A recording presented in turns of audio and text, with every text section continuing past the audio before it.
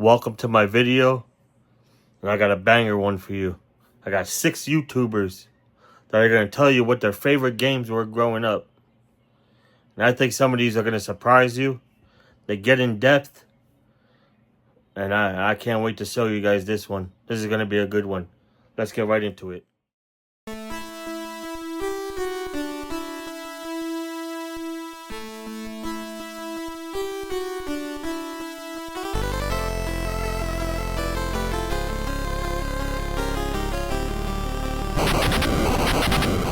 So one of my favorite childhood memories growing up with a video game, man, there's so many different ones that I could choose from this list, man. You got so many great experiences that I had from. There's one experience, man, it's called couch co-op, where you sit down and you just play together in one room, man. Such a great experience. And that one game, man, one of my longtime friends since 6th grade, we go back. That game is Mutant League Football. And if you haven't played Mutant League Football, it's a game like no other. You got your Blitz, you got your NBA Street, all that, your NBA Jam, but man, Mutant League Football brought a different type of excitement.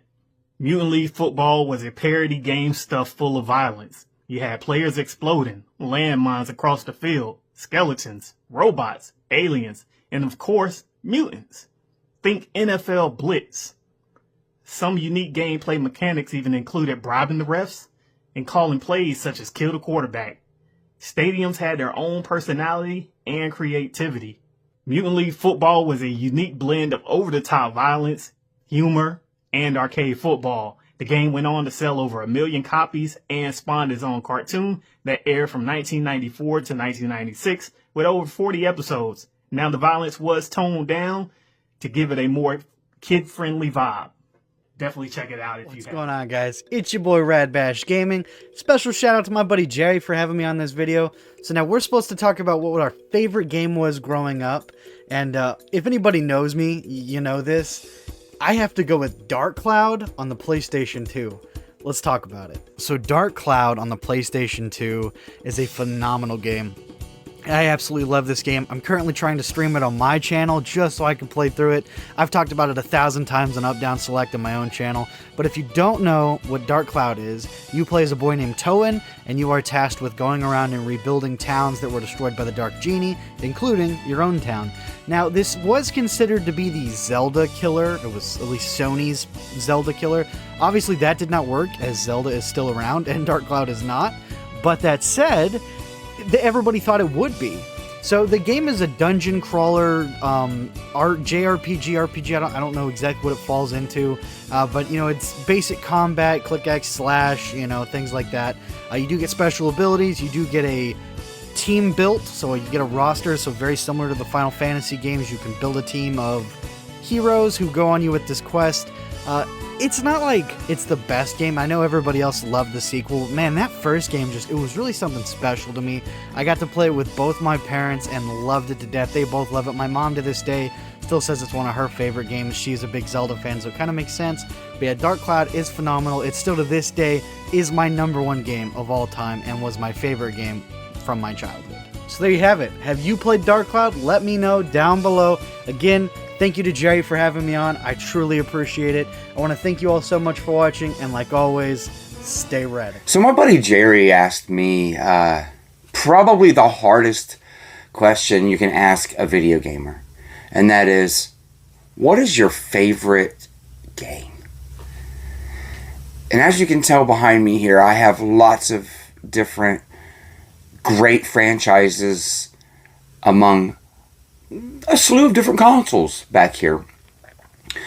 I'm facing out behind me my Zeldas, and that's because Zelda is probably one of my favorite franchises. But the favorite game of all time, if I had to pick just one that I was only allowed to play for the rest of my days, I'm going to go with the ultimate comfort food for me, and that is The Legend of Zelda: A Link to the Past. This game came out when I was a mere 2 years old. I remember watching my mom play through the original one on the Nintendo as I was growing up. I loved watching her play that one. I loved watching my uncle and my mom play through this one as well. And it was the first game that I really wanted to play. But the rule was I had to be able to read it to play it. I'm not so sure if I could actually read it, but I remember at 5 years old, I was beating this game for the first time. This is the ultimate comfort food when it comes to video games for me. If there's one game that I could have anyone play and experience for the first time, this is on it. his channel to do a top 5 video games that I really did play a lot when I was younger and going into my teenage years. But let's take a step back, because this is not my top 5 video games of all time. That's for another video. This is going to be just the ones that when they came out, I played the most. Don't forget to hit that like, share, and subscribe to my boy's channel. And let's get into it, starting with number 5, Street Fighter 2 Turbo. Now, the reason why I love this game so much, you probably don't know, but I'm about to tell you. My father was the #1 champion of this little video game store called Fantasy Realms. I don't know if you've ever heard of it. They had a tournament and my father came in #1. So for me as a kid, it was always my journey. It was always my goal to beat my father. I always played Ryu because he was my favorite, especially throwing a Hadouken at him whenever I could, or all you can. But I never was really able to beat him for real. The times that I did win, those are the times he let me win. And coming in at number 4, that fast little blue hedgehog, Sonic the Hedgehog. This game was so mind-blowing because of how fast you could actually move in this video game. Sega Genesis really brought something to the table. For me, I actually liked it better than Mario. Don't hate me, it's just me. Running through those loops, jumping off of everything, defeating all your enemies, it's just mind-blowing. Let's not forget the anxiety that this game held when you were underwater trying to catch that last air bubble. Y'all remember that. And coming in at number 3, Teenage Mutant Ninja Turtles, Turtles in Time. When this hit the arcades, I was in there so much. We used to have this arcade store that you brought in $1. They gave you a whole bunch of nickels, and no video game cost more than 10 cents. So you were able to play for quite some time. This is when the gaming arcade world wasn't greedy, and they actually let you enjoy and have fun. Coming in at number 2, this video game literally had sleepovers turn into war zones, and that is going to be 007's GoldenEye. This video game probably changed the world of Nintendo 64. Having your friends over, all 4 of your controllers hooked into that Nintendo 64, and 4 little tiny screens trying to hunt down the next man. I love this game, and I can't tell you how many times I would try to defeat everybody and every friend that came to my house. But the #1 video game that literally had me on my grind all the time and always trying to beat my highest score, that is going to be none other than Tony Hawk's Pro Skater. When PlayStation dropped Tony Hawk's Pro Skater, it was one of the most fun, adventurous games. Being able to go to schools and malls, and for people like me that could never skateboard, and being able to use legendary characters in the skateboard world, that was just revolutionary. Trying to really hold on to those grinds without using cheat codes. Anyways, Jerry, again, thanks for having me on, and I hope that you guys all enjoy the rest of this video. I will see you on the next one, and until... I hope you guys are enjoying this video. And for my pick, this was hard. I could have went with a couple other ones, but I'm going to go with Super Mario 3. I remember playing these with my brothers. We used to, we used to take turns playing the levels before my brother passed. We used to always play video games, and this is probably like the first game that we played together, and it brings back so much memories that I never played a game like this. You play Mario 1, it's simplistic, and part 2, they took that idea from another game. Like, I found that out later, but part 3. Part 3? Huh. The overall it was like the overall, the first game with the overall map, and the music is unbelievable, and the power ups with the tail, you got the frog suit, you got the sledgehammer one, you got the one where you turn to stone, you got the P that you could fly all the way up, you got the cloud where you could skip levels. I never played a game like this. You get the, you could easily like play the first level, get the first world, get two flutes, get to the second level, get the third one, and then get to the last level. You could have this game probably beat in under an hour. But you don't even need to do that because I loved every level in this game, especially I think it's level 4 where everything was big. And even the underwater levels are unbelievable. But to me, here's a hot take. I'm taking Super Mario Bros. 3 over Super Mario World, and you're not going to be able to change my mind.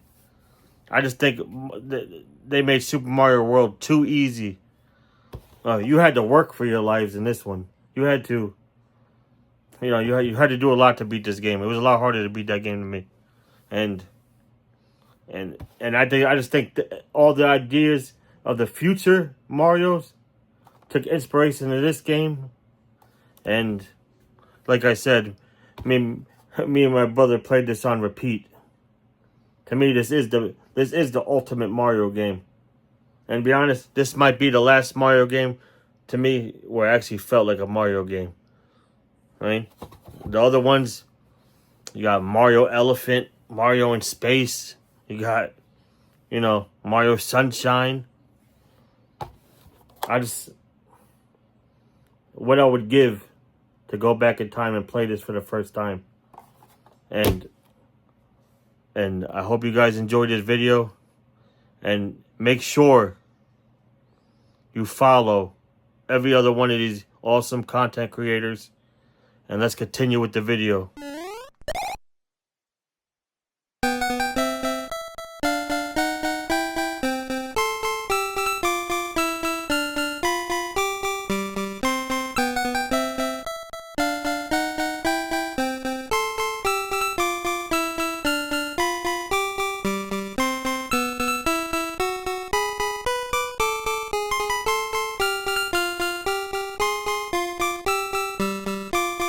Gears of War 5, the OG on Xbox 360. That's one of my favorite games of the last 20 years. Along with so many other games, it was hard to pick. I love Mass Effect, Halo, the Halo collection, Rock Band. There were so many, Army of Two, but I went with Gears of War. I love the graphics, the gameplay, just the whole story with Marcus Phoenix and Dom. They're taking on the Horde, and you gotta face the Queen of the Horde in Part 3, but she does show up in Part 2, but you don't get to face her till Part 3. But I think it's one of the best titles on Xbox 360 all time. Phenomenal. I got Gears 1, Gears 2, Gears 3, Gears 4.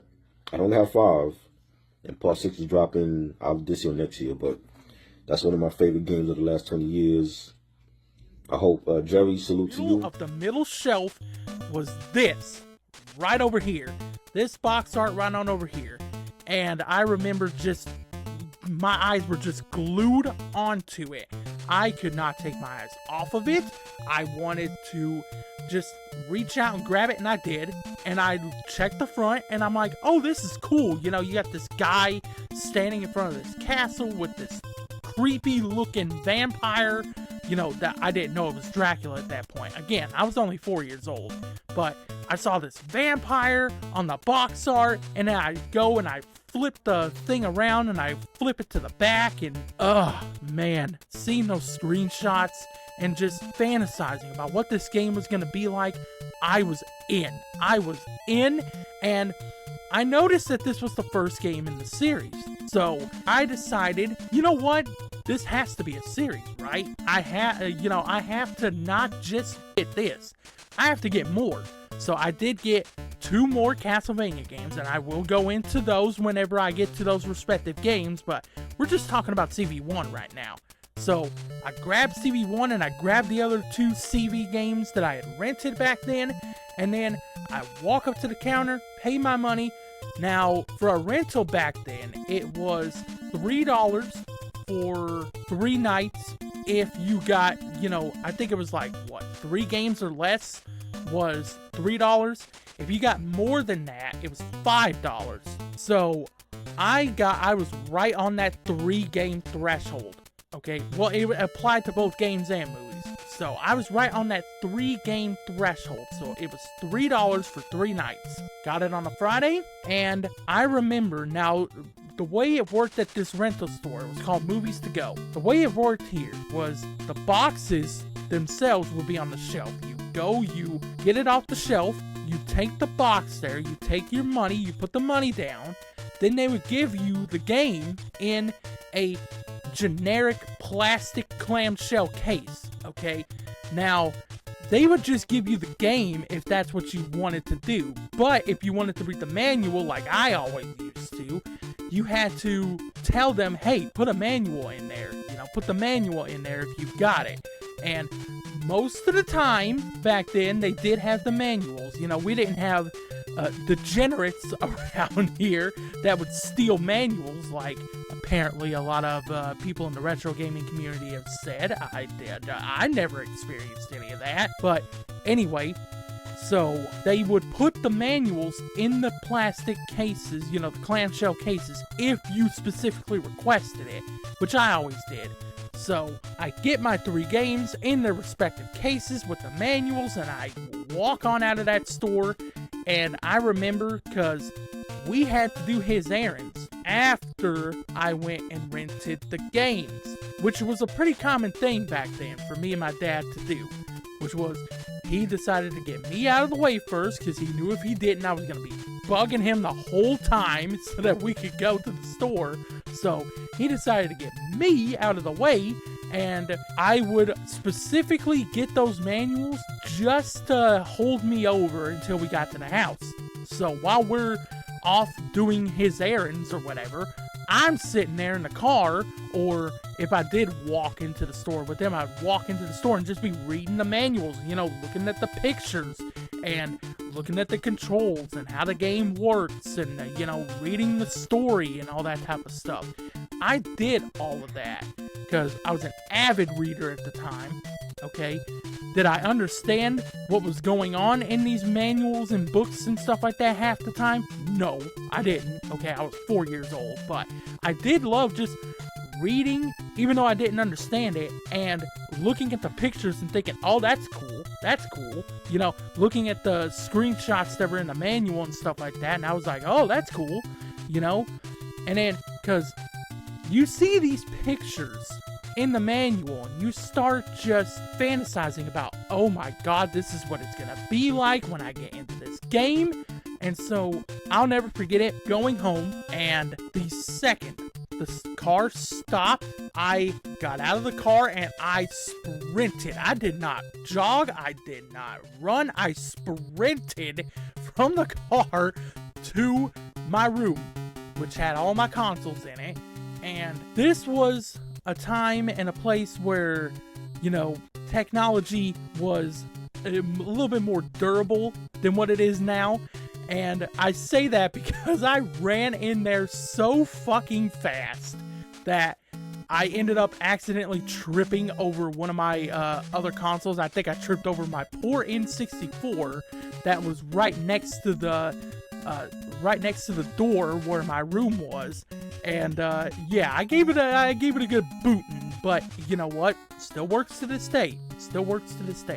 But anyway, so I run on in there, I get my NES game out, I get the first game out, because my dad always taught me, son, if you're playing a game or watching a movie or anything like that that's a series, which was multiple movies or multiple games or whatever, you have to experience everything in order from the first game onward. You cannot just jump straight to whatever the latest game or whatever the latest movie or anything like that is in a franchise. He said, you have to go through the evolution of that game or of that movie franchise.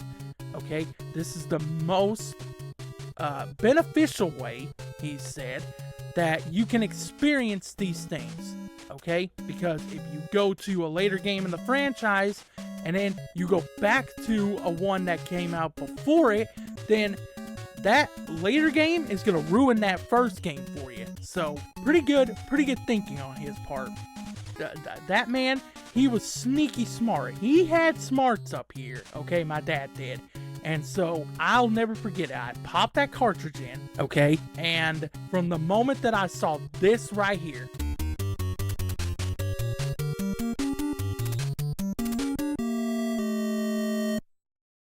I was hooked for life.